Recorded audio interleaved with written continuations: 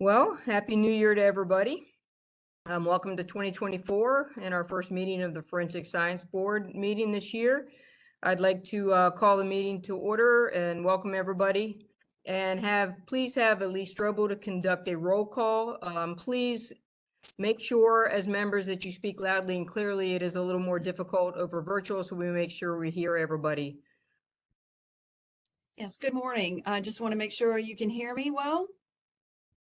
Great. So I just need to announce that this is an all virtual meeting, and should we have any technical issues, I ask that staff and members of the public please reach us by calling or texting 804-382-0381. And I'll repeat that, 804-382-0381. Also, as I call your names, I would ask that you kindly introduce yourself briefly and state the seat that you hold on the board, as well as whether you are a designee for someone.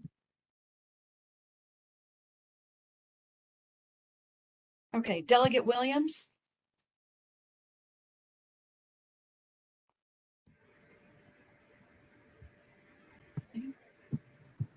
Ms. Clark.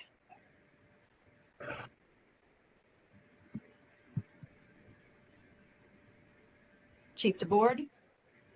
Chief DeBoard is here. I'm currently the chair of the board and I represent the Virginia Chiefs. Senator Edwards. John Edwards here, co-chair of the Senate Judiciary Committee. Jackson Miller.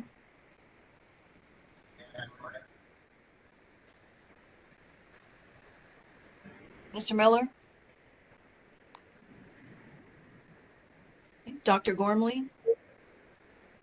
Dr. Gormley's here. I'm the chief medical examiner. Mr. Haid. Carl Haid, Executive Secretary, Supreme Court of Virginia. Ms. Howard. Good morning, Kristen Howard, Executive Director of the Virginia State Crime Commission, serving as a designee for the Chair Delegate Herring of the Crime Commission. Thank you. Mr. Hugh Young. Michael Hugh Young, the Criminal Defense Representative on the board. Ms. Jurin. Caroline Jurin, Executive Director of the Virginia Board of Pharmacy. Dr. Maha. I'm here and I represent a representative from the SAC committee. Mr. Myers.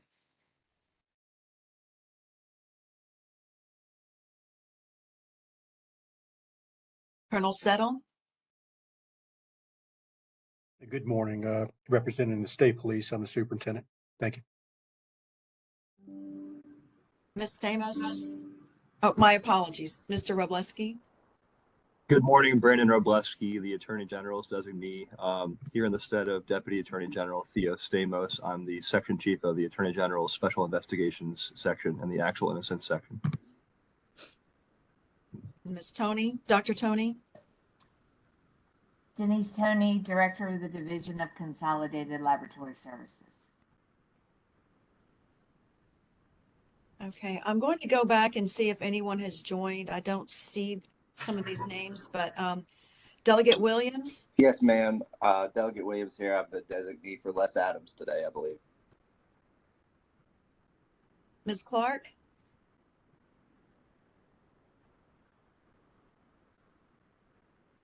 Mr. Miller. Yep, I'm here.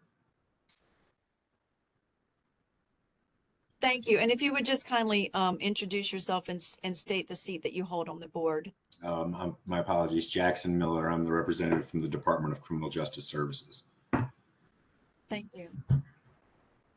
And Mr. Myers. Good morning, Rich Myers, representing the Scientific Advisory Committee. Thank you. Okay, and we do have a quorum present. Thank you, Mr. Strobel. And for the record, yes, so we do have a quorum of the board is present today. I want to remind all of our members to please stay on video during the meeting unless there's a specific reason you need to turn your video off. I also want to remind you to please mute your microphones when you are not speaking. Lastly, I also want to give you all a reminder, because it is a little different virtually. Please remember to state your name when you're making suggestions or motions so that we know exactly where that motion came from. So that's very helpful for us today in a virtual environment. Our first order of business is the adoption of the agenda for the meeting. Members should have received the draft agenda from Ms. Strobel. Are there any additions or suggested changes to the draft agenda? Hearing none, I ask for a motion to adopt the draft agenda. So moved. Moved.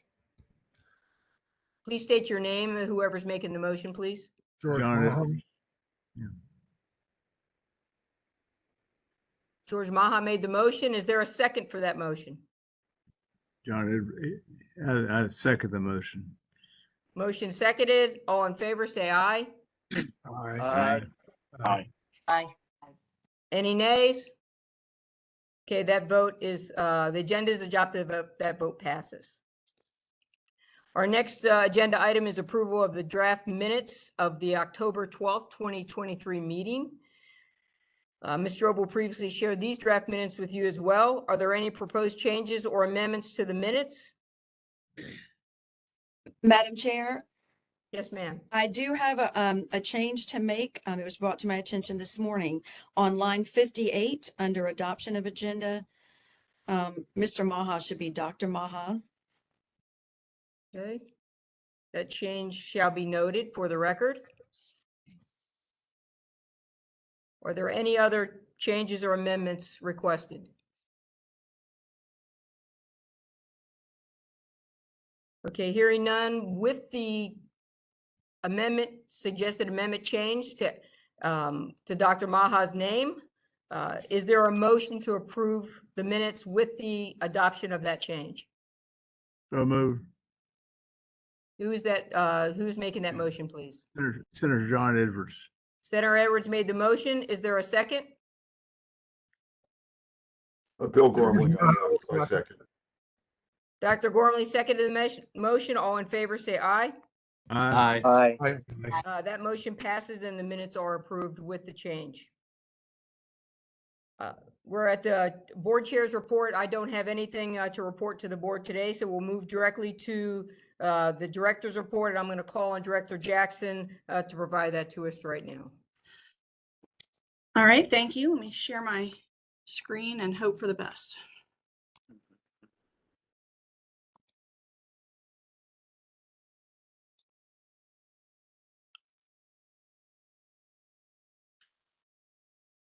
All right. If someone can confirm that you can see the slides. We see them. We can see them. We can see them, Okay, Linda. thank you. All right. Well, thank you for allowing me this opportunity to give you an update about the department. The first thing that I want to provide an update on is our capital project. We are really making great progress with our central laboratory capital project.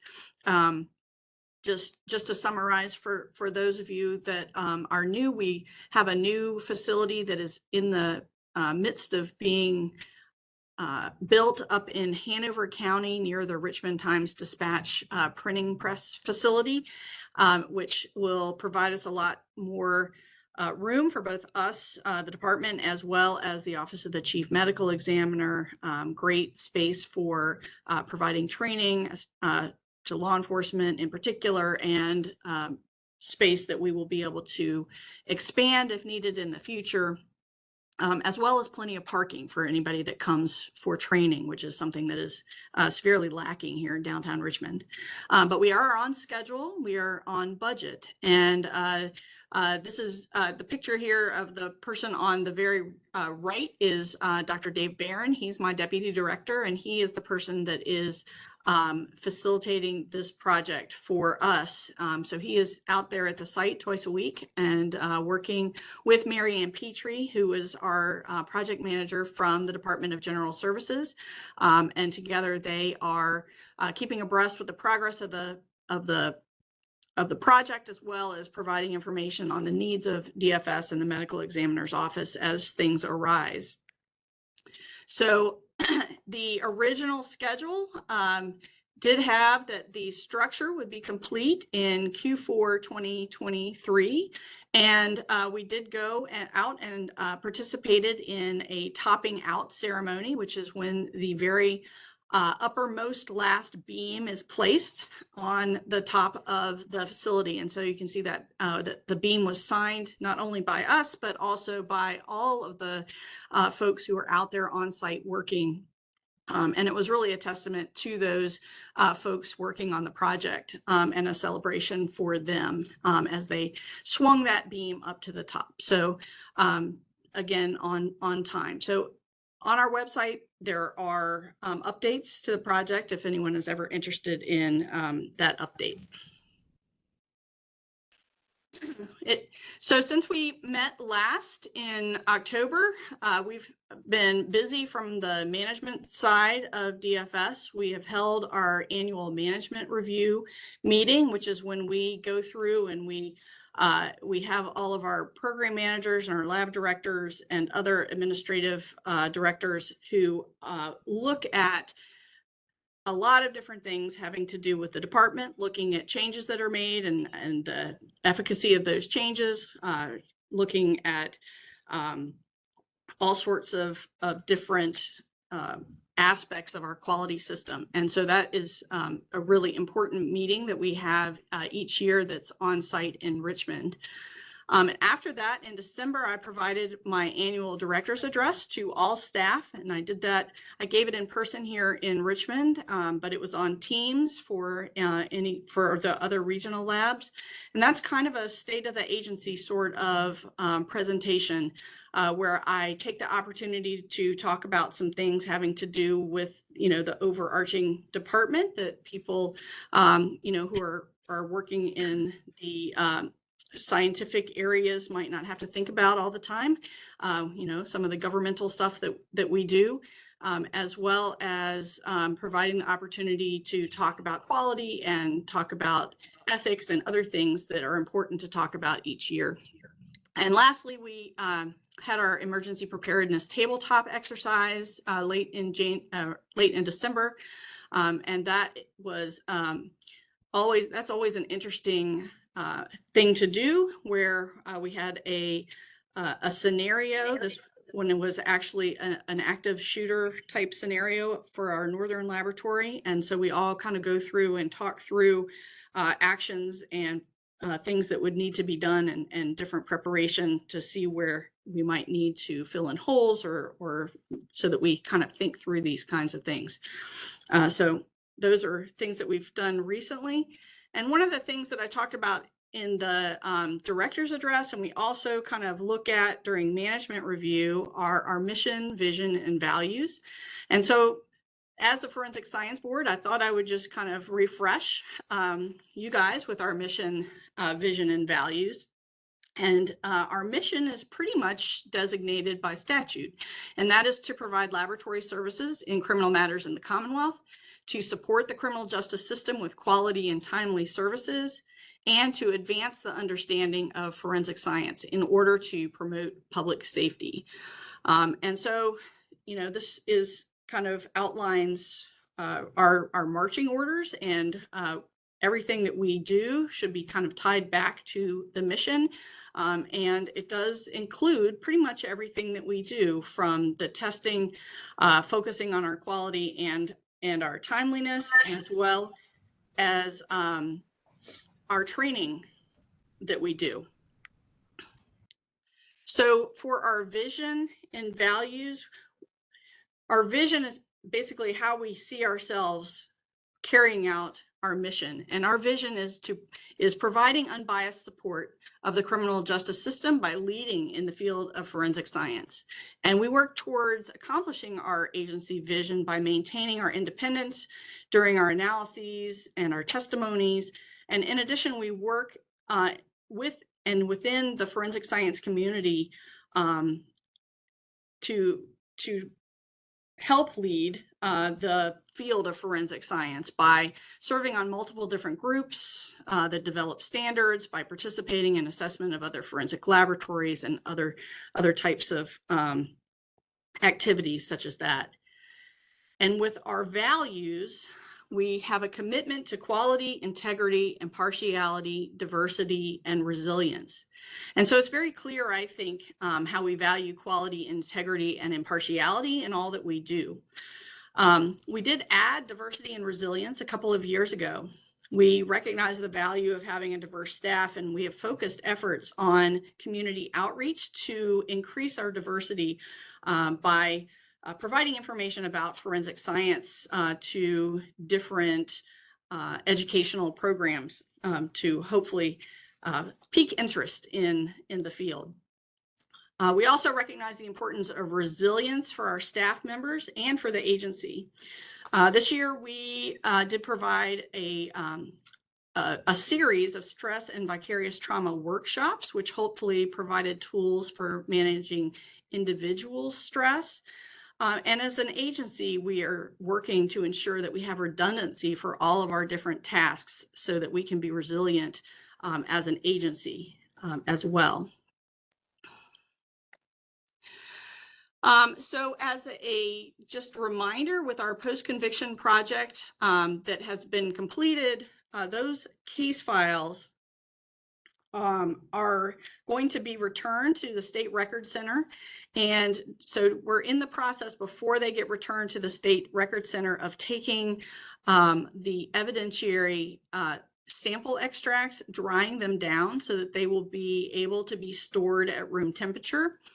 And then taking the evidence that was found in the case files and those sample extracts and returning those to the originating law enforcement agency. And we know that the law enforcement agencies may have questions about retention of that evidence. And so we are directing them to speak with their local Commonwealth attorney to determine what the retention should be. And we have in our, Amy Jenkins and I spoke to the Commonwealth Attorney's executive session, and that's one of the things that we talked about so that the Commonwealth attorneys would be aware that they may get those questions. Just as a reminder, Ms. Jenkins gave an overview of the podcast, Admissible Shreds of Evidence, at a prior meeting. And so just as an update, our Scientific Advisory Committee, I have taken the allegations within that podcast and referred those to the Scientific Advisory Committee for review pursuant to the Virginia Code. And so just as a reminder, this is the podcast that discusses allegations about Mary Jane Burton and work that she did prior to 1988. So that Scientific Advisory Committee chair, Kathleen Corrado. Dr. Corrado is a professor at Syracuse University. She's currently the chair. She established a subcommittee after I made that referral and appointed 5 subject matter experts within the Scientific Advisory Committee to be on the subcommittee. They met virtually in October, and they are scheduled to meet again on January 9th, which is next week, in person at the Central Laboratory here in Richmond. That meeting on January 9th is a public meeting. It is open, but it is in person and will not be available online due to our technical limitations that we have in that building. But it is open, it is in person. So if anyone is interested in the materials that were provided to the first meeting or the recording of that first meeting, those are available on our department website. The links are in the slides. The slides are posted up on in with the meeting materials for today's meeting. And the materials there will be materials posted on the website also for the meeting next week, a little bit closer to that meeting. So in our cycle of accreditation, we are having a surveillance assessment on site in May. They have let us know that the focus is going to be on seized drugs or controlled substances and materials trace. And so those are the areas they're going to focus on. They will be on site at each of our 4 laboratories. Prior to that, we are conducting our annual internal audits, and those are scheduled for the month of February, where teams from labs will go to each lab, basically so that people from a different lab location will be doing the audit. And just for information, our certificates of accreditation and the scopes, which define the work that we can do under that accreditation, are available on our DFS website.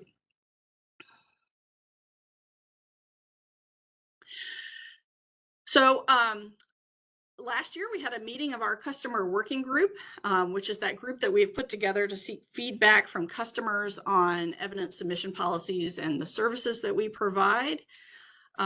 We are planning for another meeting sometime in the beginning of 2024. I know session is occurring, but we will figure out a time when we can work on that. We are going to be seeking some nominations for new members of the customer working group. As with most things, people change positions or become interested in other things and drop off. And so we will be kind of renewing our request for members of this that are interested in providing us this feedback. One thing that we did several months ago is reorganize our evidence receiving structure. Basically, in assessing the risk, and I think I've talked about this a little bit before with the amount of, the huge amount of evidence that flows to and from our different laboratories and within our laboratories to different sections each day. We wanted to increase the amount of oversight that was available and quality assurance that was being done with evidence transactions. And so in doing that, one of the things that we did was we created a new evidence program manager position, which is now held by Ellen Spain. She's been our evidence supervisor in the Central Laboratory and is very involved in different property and management groups within the country, and serving on such a group with NIST for evidence room for forensic science, coming up with best recommendations and that kind of thing. So she is in a great position to provide oversight, and the position is going to be traveling around to the different laboratories so that she can spend time in each of the laboratories. Also, we were wanting to decrease our reliance on part-time staff because part-time staff do not stay that long as a rule. And so we wanted to make sure that we had folks that were well-trained and could have this be more of a career than a part-time job. So one of the things that was in the governor's introduced budget that was released on December 20th was funding and FTEs to convert 3 of our part-time evidence specialists to full-time positions. And so we were very pleased with that inclusion. One other reorganization that we are working to implement is the creation of a new sexual assault kit processing unit, or a PERC processing unit, as we call them here in Virginia. So we are creating this unit in the Central Lab, and the goal is to have 5 forensic science biologists in that unit. So currently we have 3 positions, but 2 additional positions to make it to our goal number of 5 were included in the governor's introduced budget, again, that came out in December. So we're excited about that, so that hopefully this will be a fully functioning unit after these folks are hired and trained. So they will be trained on how to screen the perks and do the DNA processing. And then they will be able to write some very simple reports, but if there is more complex results that need to be reviewed, that will then be transferred to forensic science staff that have the proper qualifications to handle statistics and mixtures and different more complicated interpretations. So we're going to begin as we're bringing this up, where they are going to be looking at the kits from the Central Lab and the Western Lab. Our Western Lab has our highest backlog and our longest turnaround times to try and focus on Western. But the goal is to then, once we are up to full staff, that would then take kits from all 4 of our laboratories.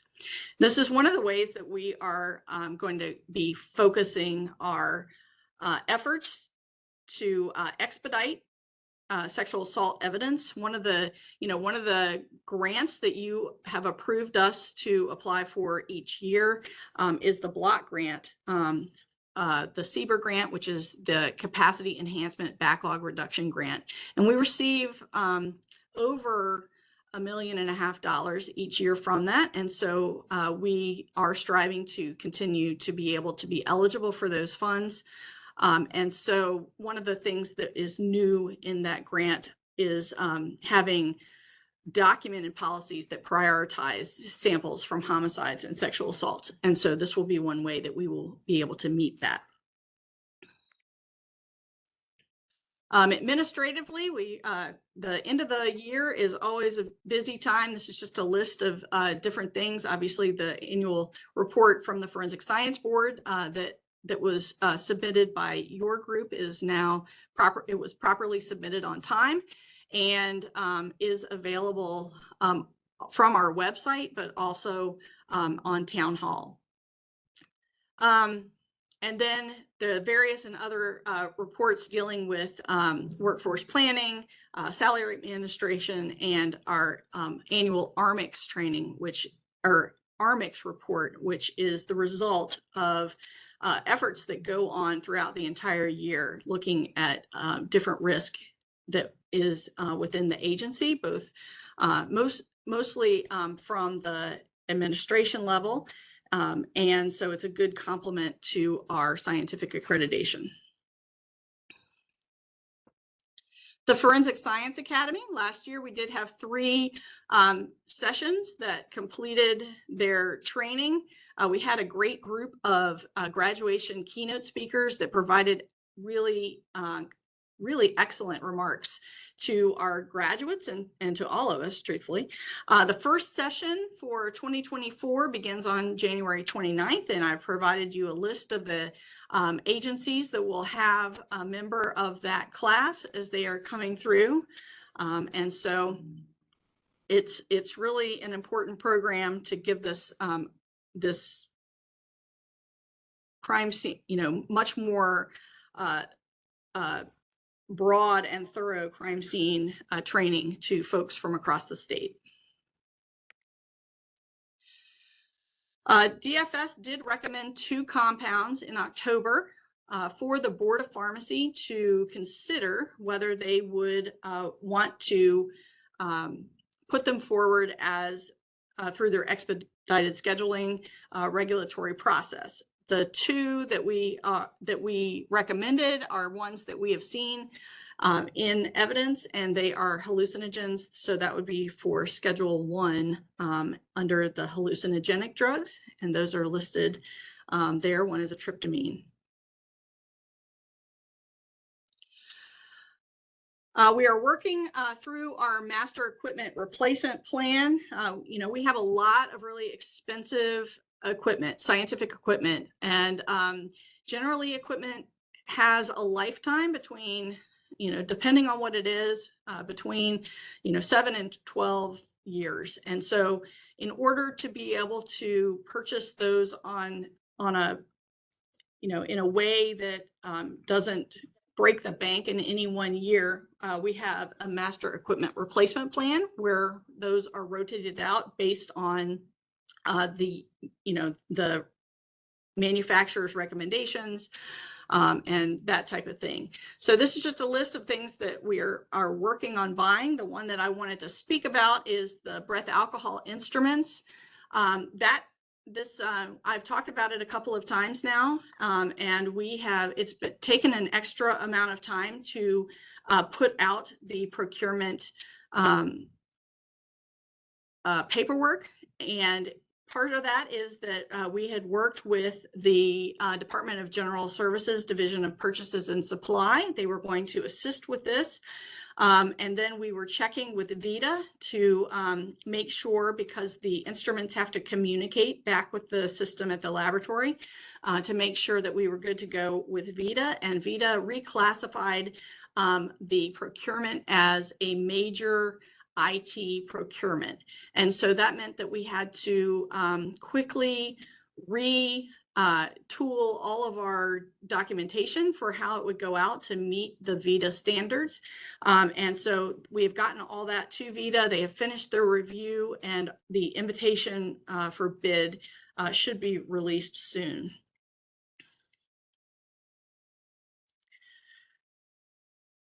For toxicology, we have sent out the notices to the jurisdictions that will be switching for their DUI, DUID testing. Their evidence will no longer be sent to the Richmond lab, but it will be sent to the Eastern lab in Norfolk. And that finally finishes our transition to where all of the jurisdictions for DUI, DUID are being sent to their laboratory where all of the rest of their evidence is submitted. So at the last meeting, I had given some information about THC values that were in the different samples now that we began testing for THC in all driver samples in January. Our statistics have not come out yet, and you'll see this later when I don't have statistics for you for this quarter. And so we will report this next time. But the new THC method that I have talked about is currently being implemented. It's been implemented now in our Northern laboratory, and it is in the process of getting implemented in all of the laboratories that can qualitatively differentiate Delta 9 and Delta 8 THC. That will allow Delta 9 THC to be quantitated whenever it is present. We're currently validating the method to be able to quantify or quantitate Delta 8 THC as well. And so that will be something that gets added along within that method.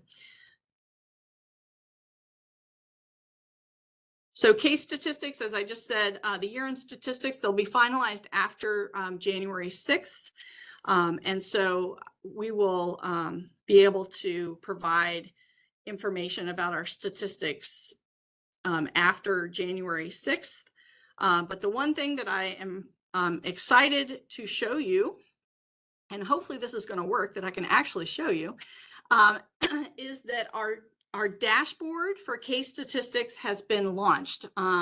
It was launched just a couple days, maybe the 28th of December, a couple days ago, and it's available on our website.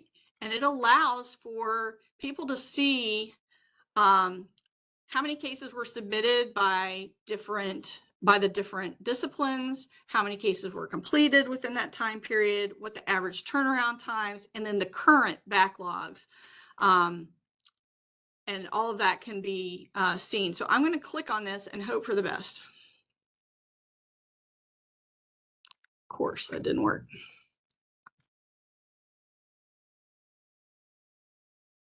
All right.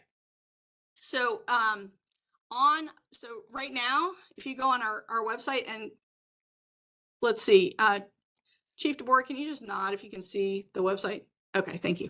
So if you go to our website now, there's a slider, and so you can just click on that and it takes you directly to the dashboard, or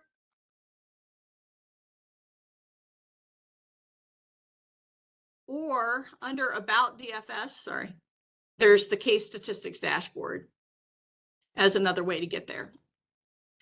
So the neat thing about the dashboard is that, I mean, right now it looks like we have gotten, you know, over 550,000 cases, and that's because it is including all years. And so there are 10 years of data that are included, but say you only wanted to look at 2022, all months are selected. And so you can see now for 2022, we received 51,000 cases and we completed 49,000 cases. And then the turnaround average days in system, or the average turnaround time, those are the average turnaround times for those cases that were completed within that time period that you've selected. And so you can select just 1 month if you only want to see January, and then you want to look at January 22 versus January 23, and you can see that our forensic biology turnaround times are much higher in 23 than they were in 22. So anyway, it's interesting to be able to look at the different information, and we're trying to just be more transparent about where we are with our cases, and also hopefully this will provide a way for people to understand what our average turnaround times are. Maybe that can help with scheduling trials or any of those types of things. Let me move that away.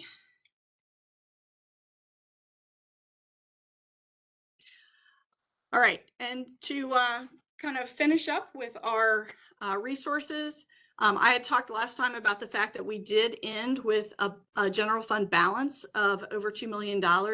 We have been approved by DPB to carry over this balance to FY24 to pay for those new evidential breath alcohol instruments. This is great because in general, for those types of big purchases, which we expect the breath alcohol instruments to be, we're estimating about $3.3 million. And so with something that large, we have been using the Master Equipment Lease Program within the Virginia State Treasury. It's a program within that allows for financing of large equipment. I think state police might use it for helicopters or something like that, which has been great. Although with the interest rates being higher, the financing charges have, what used to be very low are higher. And so this will allow us to just pay outright for a good portion of these instruments to save the state that financing money. I did mention this last time. These were the budget amendments that applied to DFS from the budget that was approved in September for fiscal year 24, which is the year we're in now. It does include the PERT coordinator position, which I'll talk about in just a second, starting January 10th, I believe. It included also the first 2 of those forensic science biologists to make up our PERT triage team. And this is just a summary of what those changes were in the FY24 budget. And then I just wanted to point out what was included in the governor's introduced biennial budget for 25-26. I've already mentioned the forensic biology staffing, the 2 biologists, but there's also a forensic scientist that was included in that, which will be assigned to the Western Laboratory, since the Western Laboratory continues to receive more and more cases. It also increased, as I told you, some positions for evidence receiving to allow us to transform those part-time positions into full-time. It included funds for our the higher fees now that we are paying for the subscription services to unlock mobile cellular devices for law enforcement. There was a technical change where we reclassified positions depending on their fund source. And then lastly, it included funds for the strangulation kits that were for DNA sampling, where there was a bill that was approved last year, and also one forensic scientist for DNA to hopefully account for the additional evidence that will be submitted. And lastly, just to point out that we have been awarded through the Attorney General's office funds from the FY23 National SACI grant. Part of that is paying for the PERC tracking system coordinator until the general funds kick in on January 10th, but also about $40,000 for DNA staff to work overtime to review the data that comes from DLI, that is the contract lab for the SACI project. And so what our scientists do is review their data and upload profiles into CODIS if they are eligible and report any hits. So we are still awaiting the formal sub-award paperwork, but that is a work in progress, as I am told. And so thank you for updating or letting me update you. And I am happy to answer any questions. Nobody interrupted me in the middle, so but I'm happy to answer any questions that anybody might have. Director Jackson, Dr. Tony had a question in the chat pod. Yes, ma'am. And it was, will the new sexual assault processing unit also process the strangulation kits?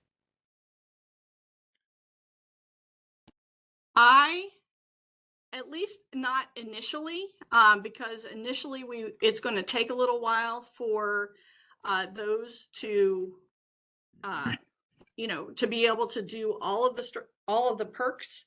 But I would have to talk with Brad Jenkins to see if that is something that is in his plan. It seems like it would be amenable to, because they are basically just swabs, that are labeled for different parts of the body, kind of similar to perks. So I could certainly see that that would be a good use for that unit.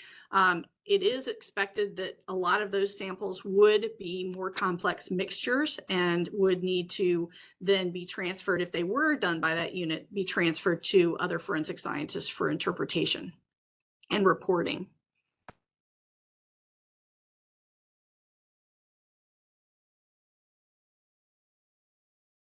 Are there any further questions for Director Jackson? Okay, thank you, Linda. That was really informative. I can only imagine how excited everybody is about the lab. It looks like it's proceeding really well. Everyone is very excited about the lab. Can only imagine. Yeah, it's awesome. Okay, so before I move on to the next item on the agenda, I believe Assistant AG Theo Stamos may have joined us on the call. Is she here?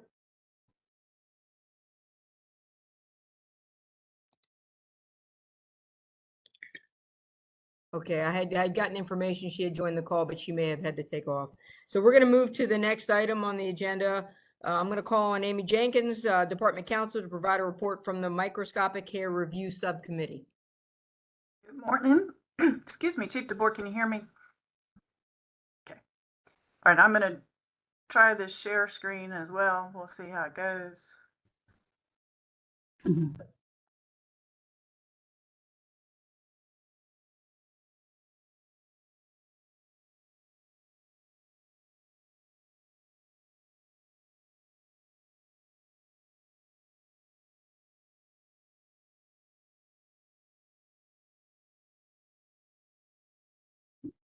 Okay, are you all seeing the PowerPoint?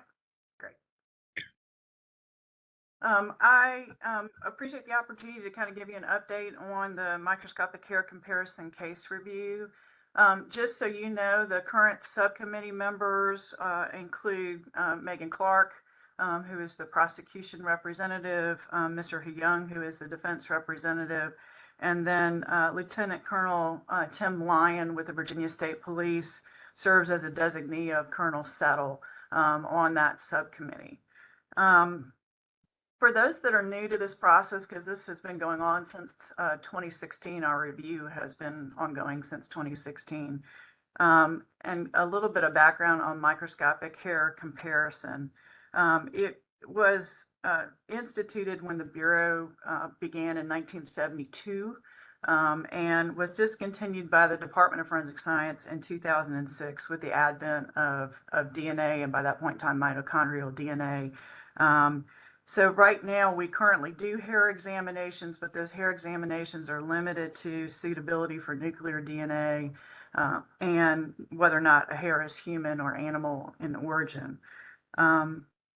Prior to the advent of DNA, microscopic hair comparison was done by forensic scientists, and it was, in essence, a comparison utilizing a certain number of characteristics of a hair and the comparison of a human hair left at a crime scene to the hair of a known individual.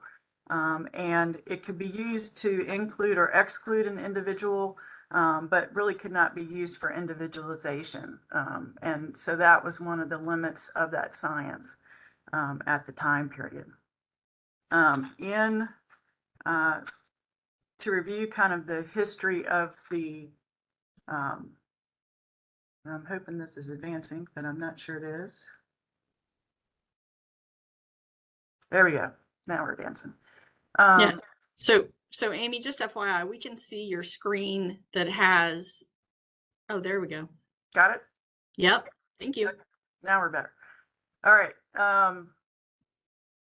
We began this whole review process in 2016. Prior to that, in 2013, the American Society of Crime Lab Directors had sent out a notice calling on laboratory directors to consider a broader review of their microscopic hair comparison cases, particularly for cases prior to the routine implementation of DNA.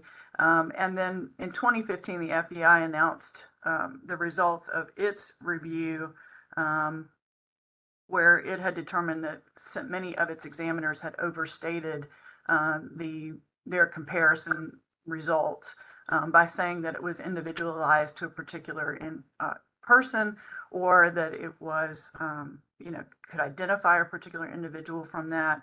And so we began to look at this, and Director Jackson asked that we put on the agenda for the January 2016 Virginia Forensic Science Board meeting, Lynn Garcia. And Ms. Garcia spoke virtually to the board about the review conducted by the Texas Forensic Science Commission that had just gotten started. And also we provided an overview of that FBI microscopic hair comparison case review. And then the board decided at that January 2016 meeting to create the subcommittee that is still operational to recommend a process and then institute an ongoing review of the department's microscopic hair comparison cases. The subcommittee began to meet in 2016. There were multiple meetings of that subcommittee. It included stakeholder representatives from the Attorney General's office, from the Mid-Atlantic Innocence Project, from the UVA Innocence Project. Brandon Garrett attended. At that time, he was at UVA, the Virginia Indigent Defense Commission, NACDL, and the Crime Commission attended as well, or representatives from the Crime Commission attended as well. We solicited input about the process that should be in place, received input, determined the criteria at that point in time for transcript review, and the chair of the board at that time, Vince Donahue, sent out a request for assistance in identifying cases for the review itself. The review team has began at that time to review transcripts once the process was set in place. The review team consists of a prosecutor, a representative from the Indigent Defense Commission, a defense attorney, and a scientist. Typically here Robert Scanlon, who is retired now but works as a wage employee for the department, will come in and review transcripts, or Brad Jenkins will review transcripts as part of that team. The review team will review the transcript, make a particular recommendation on notification, and then the subcommittee reviews will meet shortly after that. The subcommittee meetings are open to the public. They are noted and noticed on Virginia's Town Hall, although the subcommittee does close a portion of its meetings pursuant to Virginia FOIA law, which allows for a closure of those meetings when discussing specific cases. As we've continued to try to amass transcripts for review, in 2018, we forwarded a notice to inmates through the Department of Corrections to inform them of the review. We got about 30 letters in from inmates inquiring if their case qualified. There were only about a handful of those where they actually had a true microscopic hair comparison conducted in their case and testimony as part of their trial. In comparison, our case review to the other reviews conducted, the FBI has had the assistance of DOJ, the Department of Justice, and they possessed a number of transcripts for these positive probative associations where the scientist had testified. The transcript review was completed with the Innocence Project and NACDL, the National Association of the Criminal Defense Lawyers. The DOJ would then provide the results of that review to the prosecutors and defense counsel associated with the case. The last time that I saw online with the FBI's website results coming from that particular review was March of 2015. It may be that the review has continued and there's just nothing posted on the FBI's website.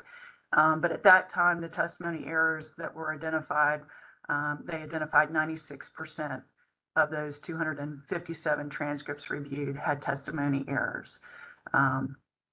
For the Texas Forensic Science Commission, which was the other commission that we looked at, how they were functioning and conducting their review, they asked Texas laboratories to identify relevant cases by submitting the first 10 cases with microscopic hair comparison analyses from every decade. They got 693 cases in, and then they did a subsampling of those to determine the positive probative associations there. Identified 287 cases, and from those were only able to obtain 45 transcripts.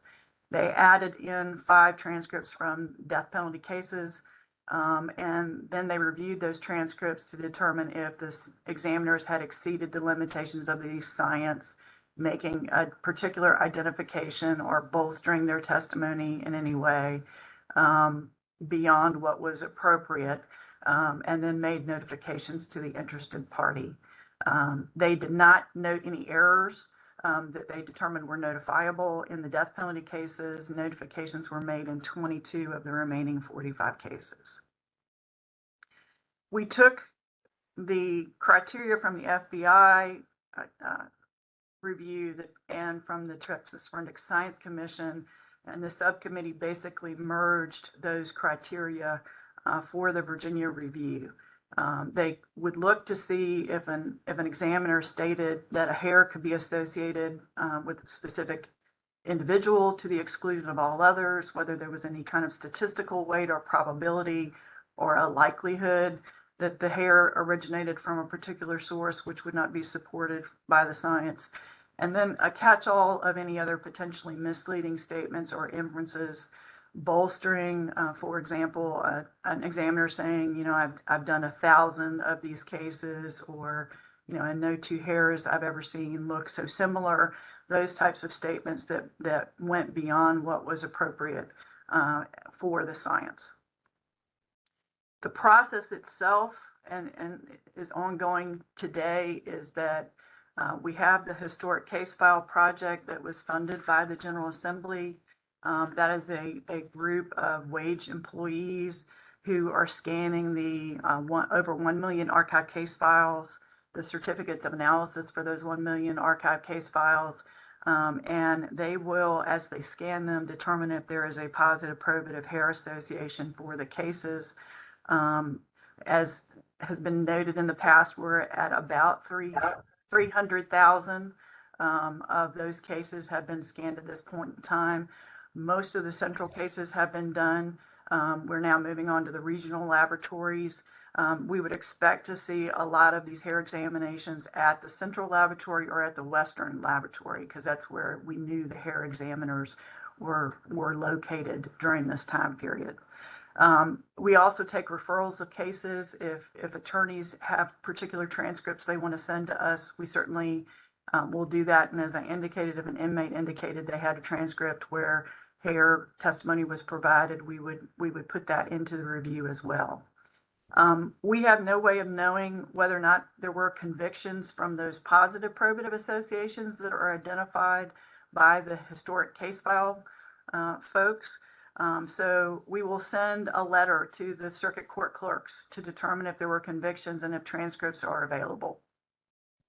Once a transcript has been received from the circuit court clerks or any other way that we're able to obtain them, we will provide them to the review team for consideration utilizing the approved criteria.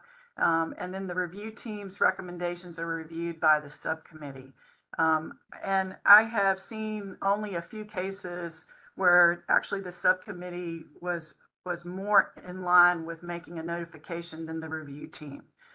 It doesn't seem to be the either way where the subcommittee is saying, we don't want to do a notification on this. Usually they will always say, out of an abundance of caution, let's go ahead and do a notification on this particular case.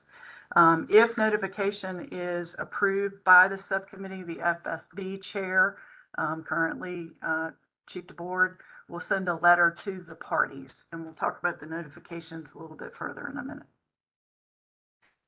There's some very specific problems with locating transcripts for Virginia, and people that have been practicing in Virginia for a while are familiar with the appellate process and what the issues here are.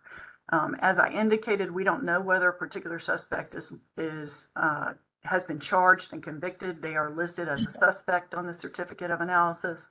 The only method we can learn of the outcome is to make an inquiry with the circuit court for that locality. So we get numerous no record responses back where the circuit court clerks have looked for a particular suspect and aren't able to determine that that individual has been charged or tried in a court of record. We get a number of responses back with dismissals, no process, not guilty findings, and guilty pleas. This is a review of the trial testimony. So we would need in particular transcripts. So those cases don't qualify for the review. While we have found that most circuit court clerks' offices are extremely helpful, some have indicated we need to come review the case file. They won't copy them for us. Others may not respond at all to our inquiries. I did go out and meet with the circuit court clerks and talk with them about this and ask for cooperation, but we've had some turnover. It might be worthwhile going back and talking with them again, but it does seem to fluctuate between who is in the circuit court clerk position, what level of cooperation we receive. There may have been a trial in a particular case and a transcript is not part of the court record. If a case was not appealed and a notice of appeal wasn't filed, they did not prepare a transcript during that time period. They still don't do that in the state of Virginia. If there is a trial and conviction, sometimes the courts will tell us, look, the trial transcript you can obtain from the court reporter. We're not going to provide it to you. We reach out to the court reporter and the court reporter hasn't retained their records from that time period. Record retention requirements are generally 10 years. The appellate courts don't retain the record, including the transcripts. Because these were paper files back then, they were not electronic records. So the circuit court clerk would mail the record up to the Court of Appeals or the Supreme Court. And once the appeal was concluded, the records were returned to the circuit court clerk's office. The Attorney General's office may or may not be involved in these unless a petition was granted. They typically would not become involved. It would be handled by the local Commonwealth's attorneys. So they may or may not have a transcript or access to a transcript or may not be involved in the case. And if the petition was granted, typically an appendix was prepared rather than having the entire transcript filed. And the court rules are very specific that the testimony must be germane to the actual writ or notices of error. So sometimes you might have an appendix that has the whole testimony of the hair examiner, or it may only have a couple pages of the hair examiner, and we would need the entire transcript of the testimony of the hair examiner to be able to review it. I will say that Virginia State Law Library has been very helpful. When I have needed or looked for these, they will pull and see if they have them and have the full amounts or the full transcript of the testimony for me. So that's been very helpful. So in looking at statistics to date, we have identified positive probative associations or been given transcripts for 1,417 cases. We've reviewed 49 transcripts to date, and there have been 23 notifications sent out. Specific examiners, we provided those statistics as well of the number of cases reviewed for those particular examiners and the number of notifications. The FBI indicated early on in 2016 that particular examiners had been trained by the FBI and they might be more prone to make these types of errors in testimony. And we kind of see that bearing out somewhat in the number of cases where we've got notifications for particular examiners. The notifications that go out that are signed by the Forensic Science Board Chair, one notification goes to the prosecutor and the law enforcement agency head. One notification goes to the defendant and the defense counsel if I'm able to determine that the defense counsel is still practicing. And if we're able to locate the defendant, we have obtained a Lexis subscription to be able to locate current addresses for these defendants. The notice will indicate that the hair examiner's testimony exceeded the acceptable limits of the science. We include the review team's documentation, which specifically notes the overstatements that were made during the course of the testimony. And we also provide notice that we can't make any findings as to the overall impact of the testimony on the conviction or the overall outcome of the case. We are not a party to the litigation. It's just one facet of the case, and we don't know what the overall outcome result came or was based on the microscopic hair comparison. The defendant is provided with the contact information for the Institute for Actual Innocence at the University of Richmond School of Law. Mary Tate there at the University of Richmond has been very helpful in working with us and letting us utilize that resource for inmates or defendants that may want assistance in determining how it impacts their case and what their rights are from there. We have indicated in the notification letters that we're willing to discuss DNA testing options if the evidence is still available, either for the hairs themselves or for any other biology evidence that might be available. But we don't have a mechanism under code or law to enforce a request. It's simply a request that the evidence come in or that we be considered for testing. An order must be done and agreed to either by the parties, or there has to be an agreement by the parties, depending upon where the evidence is located. Some of the evidence may be in the custody of the local police department or sheriff's office. Some of the evidence may actually be in the circuit court clerk's office as part of the trial record. So that is basically the overview that I have. I'll be willing to answer any questions that the board members may have, Chief DeBoard, or provide any additional information needed. Are there any questions for Ms. Jenkins?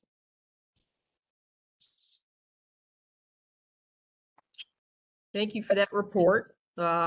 Hearing no questions, I ask for a motion to approve the report from the Microscopic Hair Review Subcommittee. And please remember to state your name when you make a motion. I'm sorry. I move to accept the report. Senator Edwards had made a motion. Is there a second? Tony seconds. And that motion seconded. All in favor, say aye. Aye. Aye. Aye. Any nay? That motion passes. The report is accepted. Before I move on to old business, I understand that Megan Clark has been able to join us after some technical difficulties. So welcome, Megan. Moving to old business. I need to call on Amy Jenkins again to discuss the proposed revisions to the regulatory requirement reduction action. Unfortunately, I'm very popular today. Yes, you are.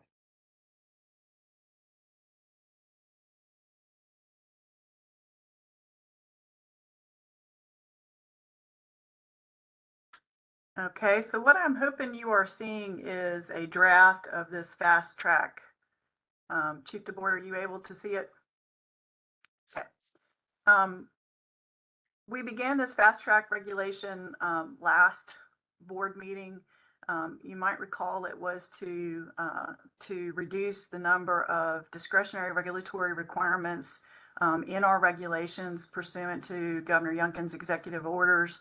And we worked on kind of streamlining this data bank definition or data bank regs to remove the discretionary requirements. We did so because we have developed a web-based inquiry system that we will launch once this is available, so that law enforcement can obtain the information through submitting an online form that will be delivered to the DNA databank staff via encrypted email to make these types of inquiries rather than forms or requiring them to do, as we currently do, a letter on letterhead to make them request this information. So the thought process is we're coming into the 21st century and we're making things easier on both our staff and on the law enforcement partners. I submitted this to the Attorney General's office. They were on board with this meeting the requirements for fast track reg, and that it was within the board's authority to do so. I then sent it on to the Department of Planning and Budget, and when they reviewed it, they indicated they had some concerns with a complete elimination of 6 VAC 40, 60, 30. We had sent the draft as a complete repeal.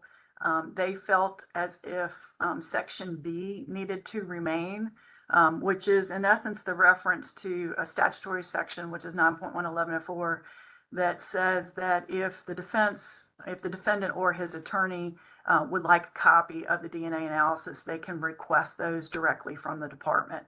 And so in order to make sure that DPB would sign off on this regulatory action, I left Section B in this draft, and we changed the title to reflect that this was a request for DNA analysis information. The remainder of the repealed provisions they didn't have any problem with. They just wanted to make sure that this piece stayed in. It has no impact on the discretionary requirements because this is a statutory requirement that we provide the analysis information to the defense, and we've done so for as long as I'm aware of. So it just basically is restating something that's already in the code. With this, they would happily sign off on the fast track reg. I have sent this draft language to Carrie Core with DPB to make sure that she is in agreement with the change, and she is. So if it comes to the board's agreement, we would just ask for approval of this amendment, and I will resync it with the town hall and revise our documents indicating that we're maintaining just this section of 40, 60, 30. So Ms. Jenkins, this is largely just digitizing this process, basically, correct? Correct. Much of what we're seeing is just digitizing to make it more efficient and current. Correct. And this was approved by the board last time. It's just that we have hit this glitch with DPB that they want to allow this one section here, which is B, that they can request these.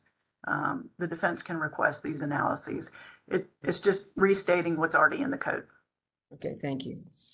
Are there any questions for Ms. Jenkins regarding this issue?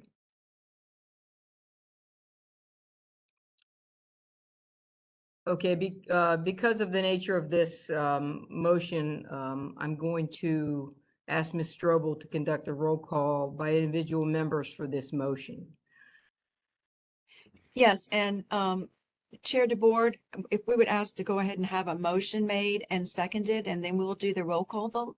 Okay, great. So Thank is there a motion to approve the proposed revisions to the regulatory requirement reduction action for 6 VAC 40-60 DNA data bank regulation proposed fast track?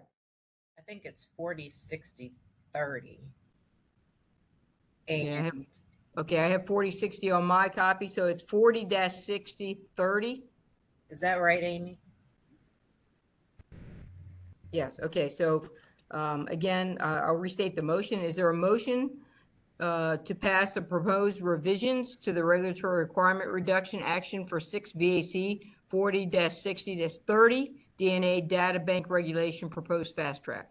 So moved, Megan Clark. Is there a second? George Maha. Mr. Young is seconded. Now I'll call Ms. Strobel to conduct that roll call vote. Thank you. Delegate Williams?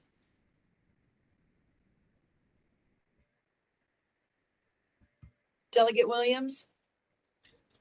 I'm sorry, I was having trouble with my audio. Okay. Is that an aye? Yes, ma'am. Thank you. Ms. Clark? Aye. Chair DeBoard? Yes. Senator Edwards? Aye. Aye. Mr. Miller? Yes. Dr. Gormley? Yes. Mr. Haid? Aye. Ms. Howard? Aye. Mr. Hugh Young? Yes. Ms. Jurin? Aye. Dr. Maha? Yes. Mr. Myers? Aye. Colonel Settle? Yes. And Mr. Robleski? Yes. And Dr. Tony? Yes. Thank you. Okay, hearing those announcements, that motion will pass. Moving on to our next topic under old business is the formation of the National Association of Forensic Science Boards. An update on that. I'd like to call on Deputy Mason Byrd to discuss that information. Thank you, Madam Chair. Members, at the July 2023 board meeting, I discussed the possible formation of an organization involving representation from forensic science boards and commissions from around the country. Information at the time was limited as to the group's purpose, as it had not yet held its first conference, which was planned for November of 2023. The group did meet in Austin, Texas, and has posted relevant information to a website. That website address is nafsb.org. Information from their website is provided with your materials today. I just want to give you some highlights of the information concerning the group's progress. John Morgan has been selected as the acting executive director. A board of directors has been established. Kermit Channel is the president. There's an agenda from the November 2023 conference included in your materials and also available on their website. A couple of the topics were pros and cons of FSB models, as well as what they referred to as one not success story concerning one state's board. So to provide more information about what it is, that's what was interesting to us at the July 2023 meeting when we didn't have much information. The board's website states the following.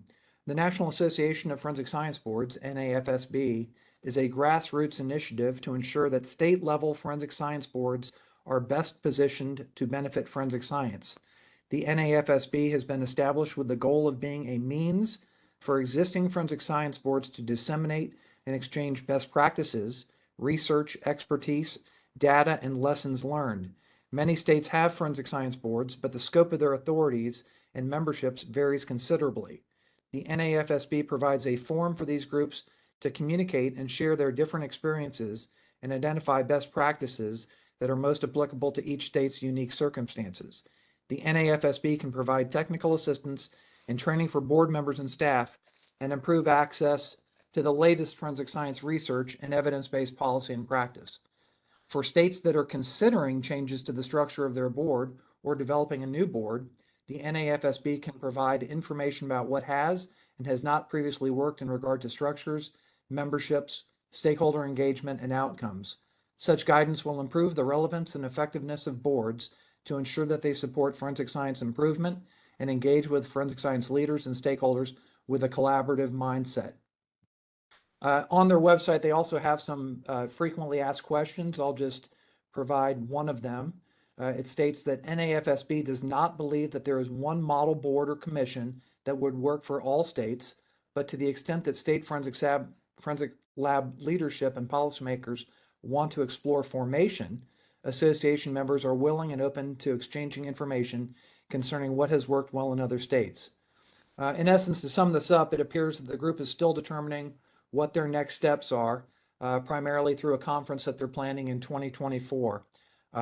It appears from the materials that there are no so-called member state boards at this time. They refer to the folks that went to the conference in Austin, Texas as attendees. That's my report as an update. No action is required on the board's part today. Staff can continue to monitor the development of NAFSB and report back with any significant information if you'd like. Thanks, Mason. Is there any questions for Mason or discussion on this topic?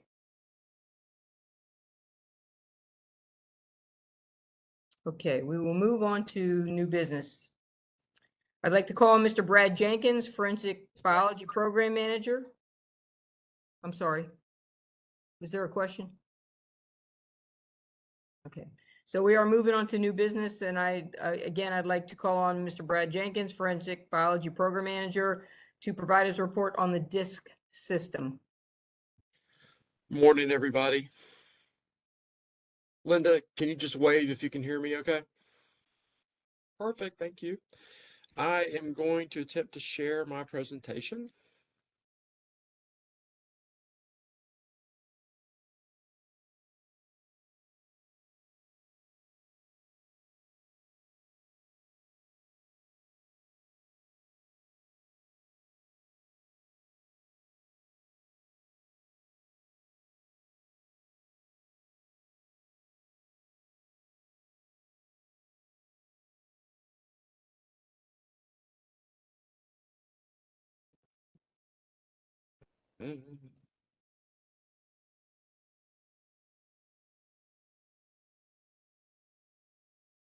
Try that again.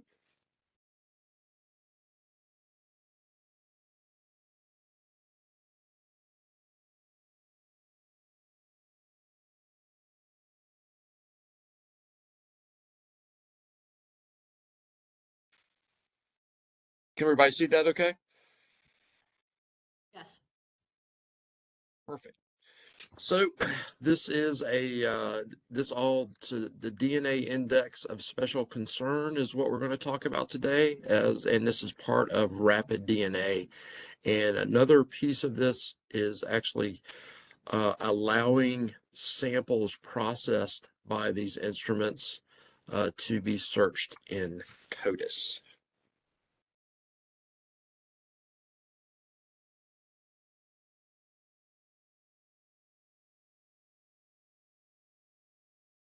So what Rapid DNA is, they're instruments. They're typically small in size, about the size of a dishwasher, and you can put your sample into this instrument and you get a DNA profile out in about 2 hours.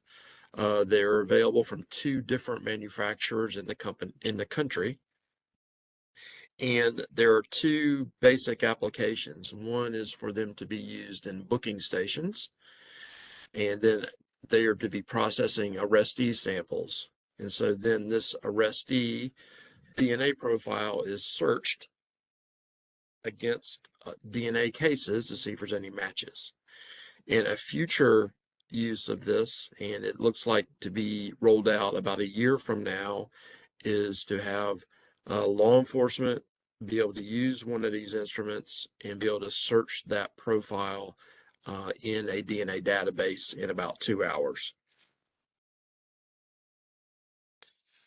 The first booking stations in the country were put in Louisiana, and so Louisiana has 2 booking stations. Booking stations in Florida and Texas are coming next. The FBI has several booking stations at the federal level. And so many states will test arrestees to put into their database.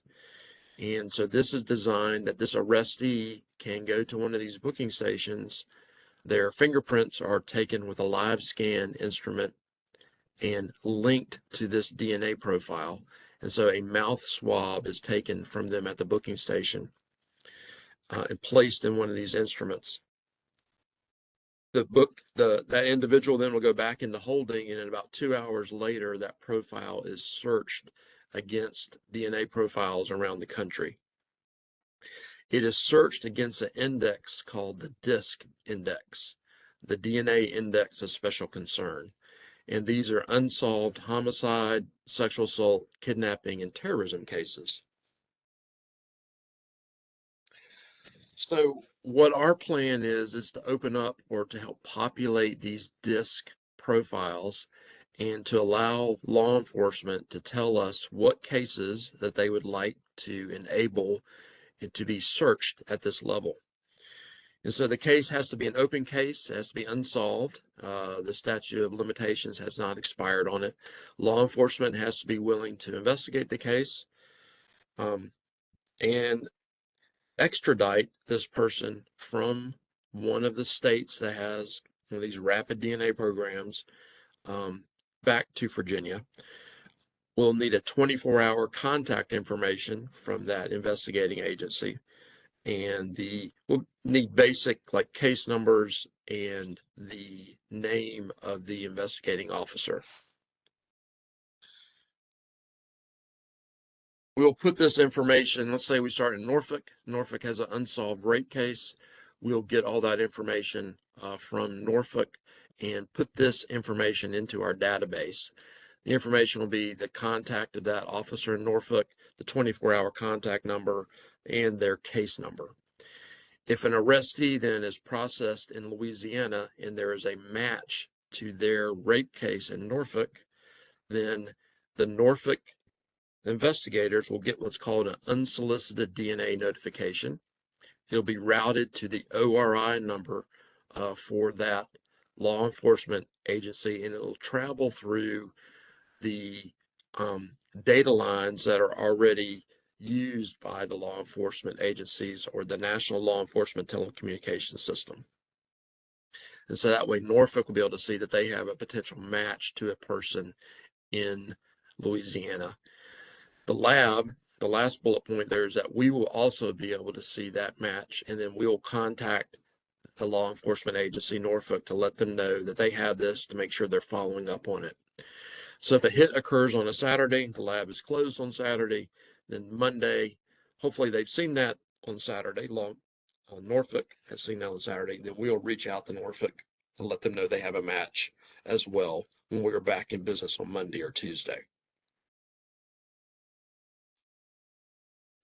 So it's a national effort to go ahead and start populating these cases into the DNA Index of Special Concern. And so we're going to start down in the Tidewater area.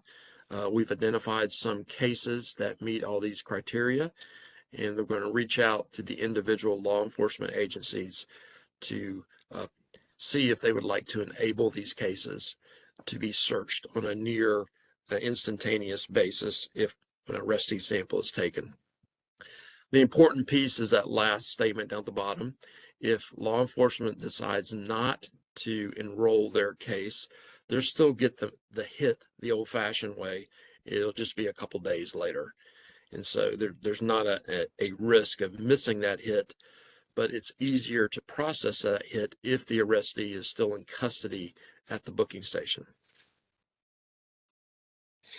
Once we kind of work out our the whole process with some of those test agencies. Our plan is to roll this out statewide. So that's the first piece of it. The second piece of it, I think, is going to be more impactful. We have a lot of law enforcement agencies throughout the country that are asking for this. And the idea is that they could use, law enforcement could use one of these instruments to process a sample, and then that sample could be uploaded and searched in databases.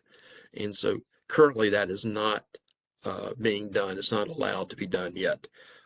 What is in place now is where two samples, an A swab and a B swab, are collected from the evidence. This is the best practice. The A swab is used by the law enforcement agency, and the B swab is used by the lab, can be submitted to the lab if additional testing is needed for that sample. And like I said, the new practices allow the law enforcement, that first sample, to actually go into the database and be searched. We're looking to search good quality profiles. This is not meant for DNA mixtures or limited touch DNA samples.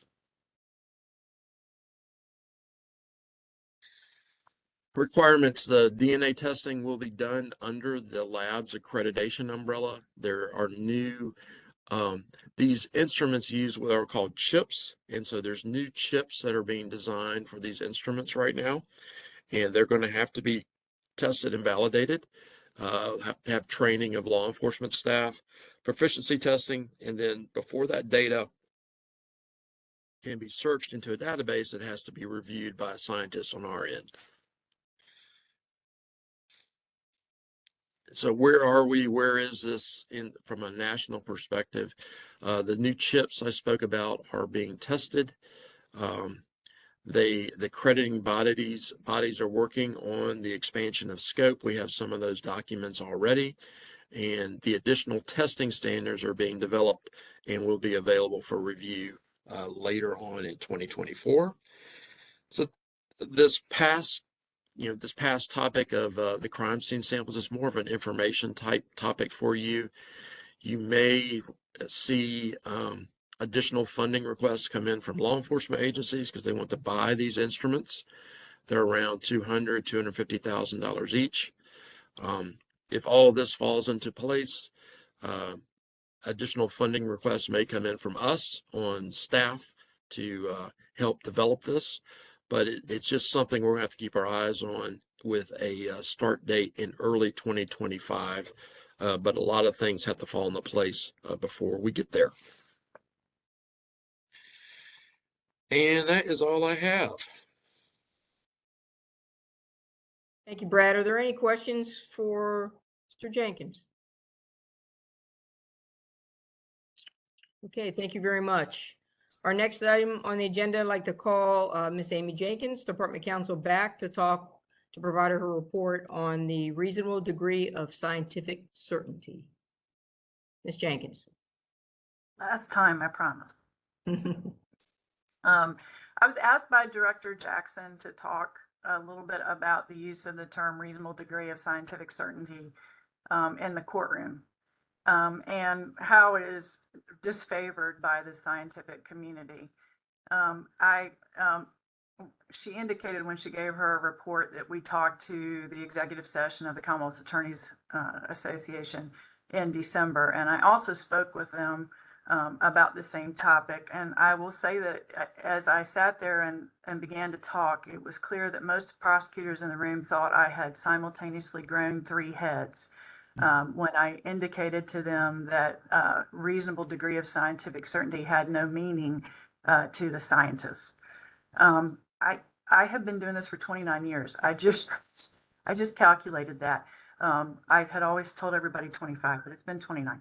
And I was raised this way. When you are putting a forensic scientist on the stand, whether it's to testify, whether something is cocaine, that shell casings were fired from a particular firearm, whatever your expert conclusion was, your last question out of your mouth was always, and do you offer this opinion to a reasonable degree of scientific certainty?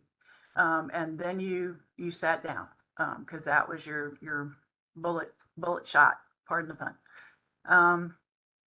It's only when I got to DFS in 2014 that I was talking to toxicologists, and I realized that they don't have any idea what reasonable degree of scientific certainty means. And I had to kind of wrap my brain around that, and the director helped me. She was on at the time, the National Commission on Forensic Science. And in 2016, the National Commission put out a views document and a recommendation to the U.S. Attorney General regarding this term, to a reasonable degree of scientific certainty, and the use of it during the testimony of an expert. And the views document, which I have provided you, goes through the history of the development of this term. And it emerged from the use of the term to a reasonable degree of medical certainty, which Dr. Gormley would be very familiar with and is still utilized quite a bit. But it was utilized for the doctors that were determining what the future result of an injury would be in a civil case. And they wanted it stated to a reasonable degree of medical certainty. All of a sudden, it morphed over to the forensic scientist side of the house. And it's really just a creation of the lawyers. The scientists don't know what it means. It's not adequately defined anywhere. And it's not a requirement for the admitting of scientific evidence in this state, which is something that we're trying to emphasize to both the prosecutors and the defense. That it's not required for the admission of scientific evidence.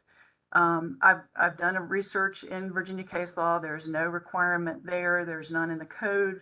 Wigmore on evidence, which is frequently cited by lawyers on a review of particularly evidentiary issues, states that it's not a requirement, only that the expert's opinion is a reasonable one deduced from the evidence.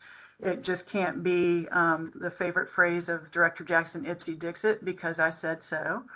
And in particular now with movement towards probabilistic terms, particularly in forensic biology, it invites confusion for us to continue to have the scientists provide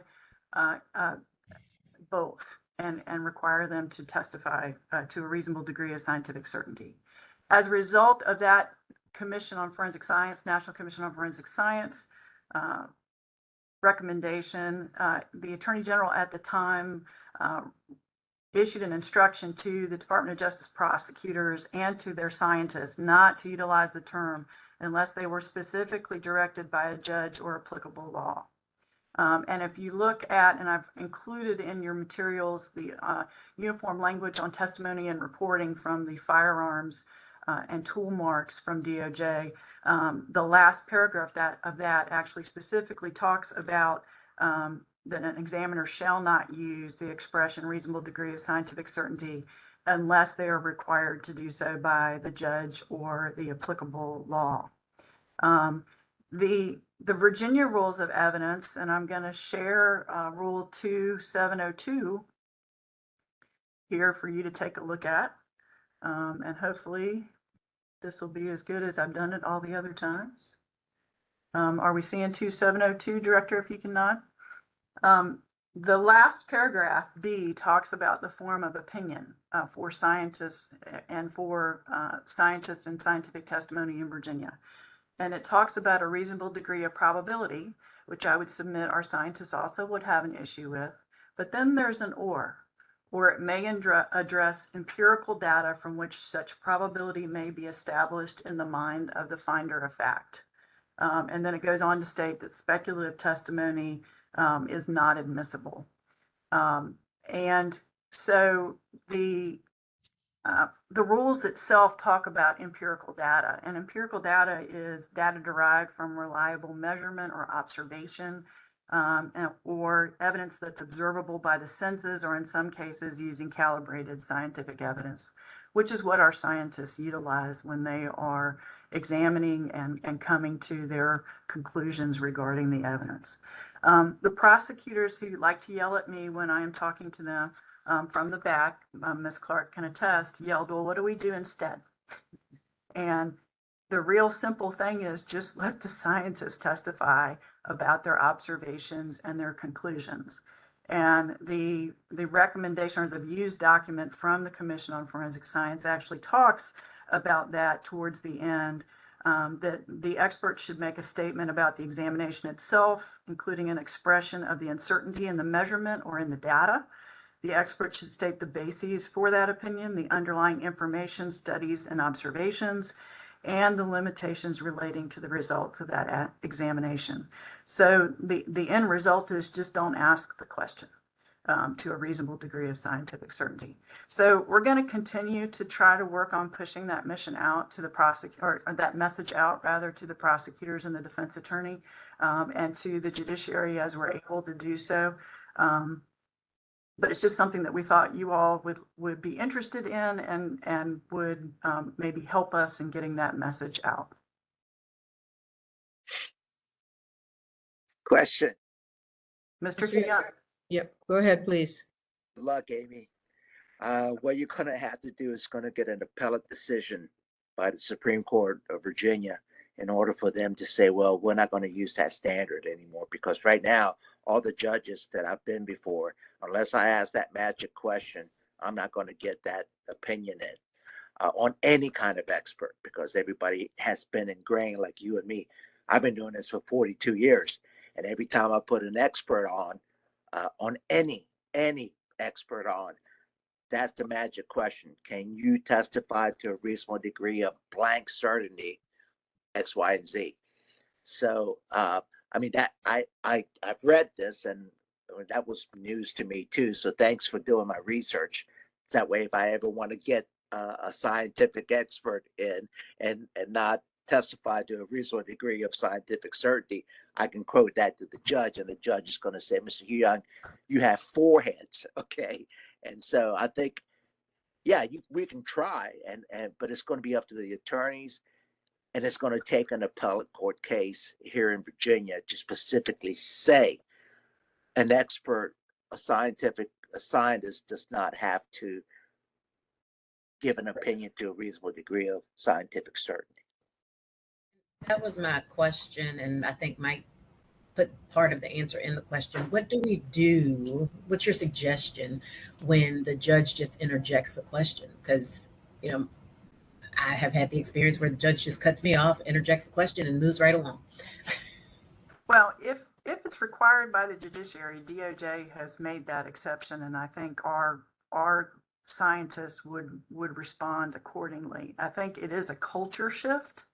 And culture shifts take time and education. So that's just what we're trying to do, is to educate the members of the legal community about the fact that we're imposing our terminology on them, and they don't understand. That's not defined to them. You know, and to a court, I would say, well, what case law requires that? And Rule 2702 doesn't require it to a reasonable degree of scientific certainty. Well, you know, I don't want to take up more time, but one example is like our committee, Amy, regarding the hair fiber. That question was asked, you know, in the transcript, to a reasonable degree of scientific certainty, does this hair match the defendant? Okay. And all the scientists said, yeah, it does. Well, guess what? It's not to a reasonable degree of scientific certainty. So basically it's just a question we always ask that has really no basis, you know? And so, you know, that's something that is going to have to be educated. And as a defense attorney, if I cross-examine a scientist, I don't care whether they say it's a reasonable degree of scientific certainty. I go through each level of it, each stage. So I agree with you. It doesn't mean anything other than we have been taught for decades to use that phrase. And then judges, you know, judges are just they're just lawyers. Yeah, it's just habit. It's just habit for them. You know, it's something, it's like hearsay, right? Oh, it's hearsay because he said, she said, right? And then there's so many exceptions, and the judges I won't say they take the easy way out, but they go, well, I don't want to be reversed. So ask that question, Mr. Young. Okay. All right, I also see that Director Miller has his hand up. Director Miller? Thank you, Madam Chair. Ms. Jenkins, have you brought this before, Jackson Miller, Department of Criminal Justice Services. Ms. Jenkins, have you guys brought this before the Supreme Court and had them review it and their thoughts on that? I have reached out to some of the staff at the Supreme Court, but I have not, we haven't been given any formal request to provide information. It was just a general. Yeah. The only reason I ask is what Mr. Hugh Young said made like 100% sense. And it just seems like there'd be a lot of confusion. And if the courts brought this into their training, we might, rather than decades from now, as Mr. Hugh Young said, maybe it could just be a couple of years from now by the time it's kind of erased from our trials, so to say, are no longer used in our trials. I was just wondering if the Supreme Court had weighed in at all. Thank you. Are there any other questions? I know Ms. Jenkins referred to a culture change, and as we know, they say generally 3 to 5 years for a culture change to be ingrained, and that's assuming everybody's moving in the same direction. So I can see that that probably isn't going to happen without some other intervention. So more to come, I guess. No further questions? Thank you for that, Ms. Jenkins. That was interesting. We're going to move to the next item on our agenda under new business, and that will be a legislative update provided by Chief Deputy Director Mason Byrd. Thank you, Madam Chair. The department has suggested minor changes to 6 statutes with the administration for what would primarily be considered a technical correction bill. In general, the following issues would be addressed if this becomes a bill. The first one is 9.1-1104. That's the statute authorizing the accused or his lawyer the ability to motion the court to have DFS or the Division of Consolidated Laboratory Services, DCLS, perform scientific testing. The issue is that sometimes the motions seek and courts order testing for which the labs do not have a current capability to perform. A change requiring the motion to state that the lab possesses the testing capabilities sought would resolve this issue. That's the first issue that we've identified. The second is in 9.1-1111, and that's the statute enumerating the different qualifications for the 13 members of the Scientific Advisory Committee. The issue is that the names of some organizations of which membership is required need slight amending due to name changes by 2 of the organizations. Further, we would seek modification of a requirement for one of the positions that significantly reduces the applicant pool without any real demonstrable benefit. The third statute is 19.2-187.01, and that's the statute concerning, among other things, the manner in which receipt of evidence by DFS is documented relating to chain of custody. We anticipate, hopefully in the near future, using what we call a pre-log electronic system by law enforcement personnel, rather than the current handwritten request for laboratory examination form. So this is, in the future, we hope to be going to, like Amy addressed in other areas, into the 21st century. A relevant change to the statute concerning electronic submission means would be helpful. The fourth and the fifth statutes are 19.2-270.5 and 19.2-301.4. And these are the statutes that address, among other things, the admissibility of DNA evidence and the procedures for conducting DNA analysis.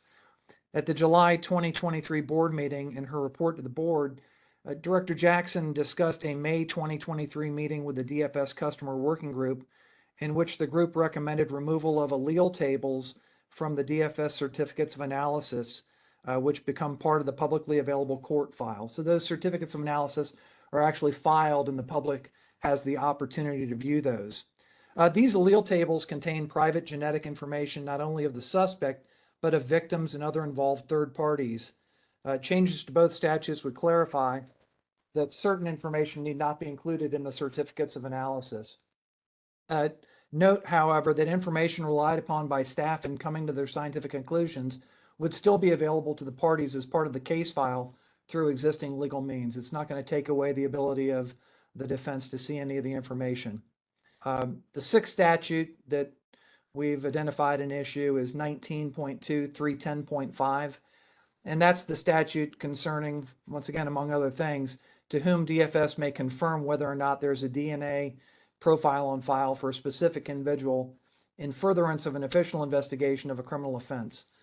Currently, the Virginia law limits such disclosure by DFS to law enforcement officers. It's very specific.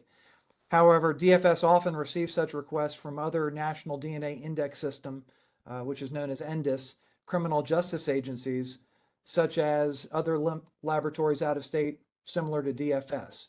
We are not law enforcement agency and we have access to this. And other labs in other states seek that information, and we would like a change basically to align Virginia law with federal law and the current NDIS policies. Those are the 6 issues that we've identified in the 6 different statutes that, if we had some technical corrections to those bills would help us out quite a bit. We want to provide you with this information in anticipation that these matters likely might be addressed in a bill in the near future. And I'm happy to answer any questions if anybody has some. Are there any questions for Deputy Director Byrd? Okay, thank you, Mason, for that report.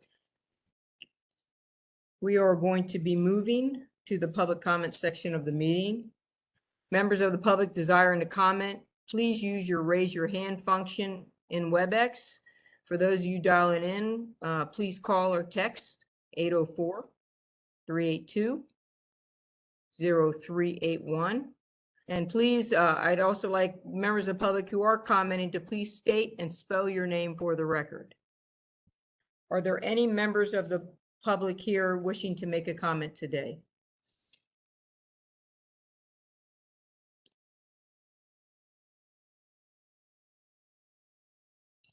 Okay, I see or hear none.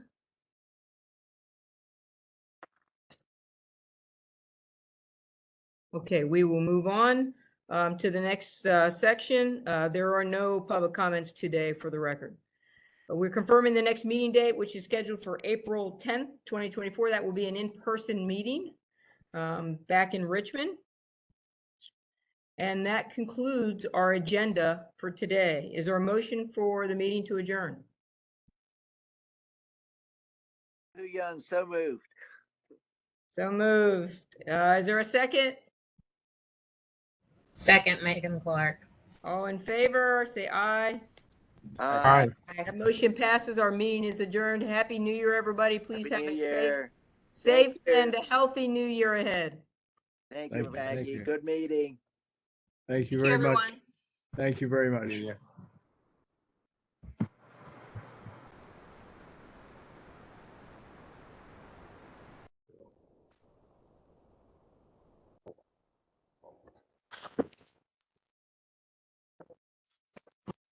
Filing